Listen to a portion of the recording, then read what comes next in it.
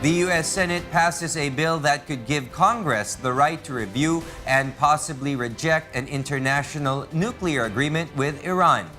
Meanwhile, the UK general election exit poll shows that the ruling Conservative Party is doing better than expected.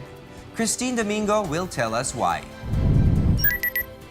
In United Kingdom, an exit poll on United Kingdom's general election shows Prime Minister David Cameron's Conservatives are on track to govern Britain for another 5 years. The poll gave the Conservatives 316 of 650 seats in the lower house of Parliament and the main opposition Labour Party 239.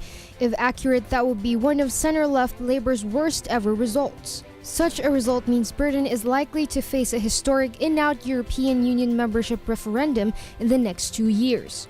UK election exit polls have a good track record, but the large number of parties competing this time has raised the potential for error.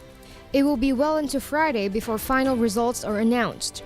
Meanwhile, Scottish nationalists rampaged to victory, setting the stage for a new battle over independence. In an epic performance, the Scottish National Party, or SNP, ousted the leader of the Labour Party in Scotland, defeated a senior Labour figure in Paisley, and took former Prime Minister Gordon Brown's one-time stronghold in Kirkcaldy. In a stunning victory for the SNP, Labour's Douglas Alexander lost to a 20-year-old politics student, Mhairi Black, by nearly 6,000 votes. Black becomes the youngest British member of Parliament since the 17th century. In America, the U.S. Senate voted overwhelmingly on Thursday to pass a bill giving Congress the right to review and potentially reject an international nuclear agreement with Iran.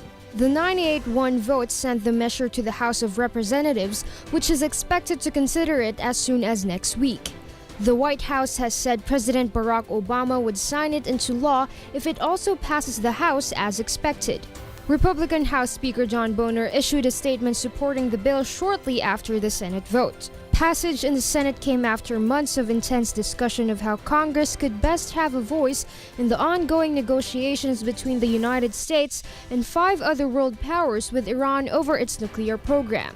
Republican Senator Tom Cotton, the only member of the Senate who voted against the bill's passage on Thursday, angered the White House by writing a letter to Iran's leaders in March saying that any nuclear deal would last only as long as Obama remained in office.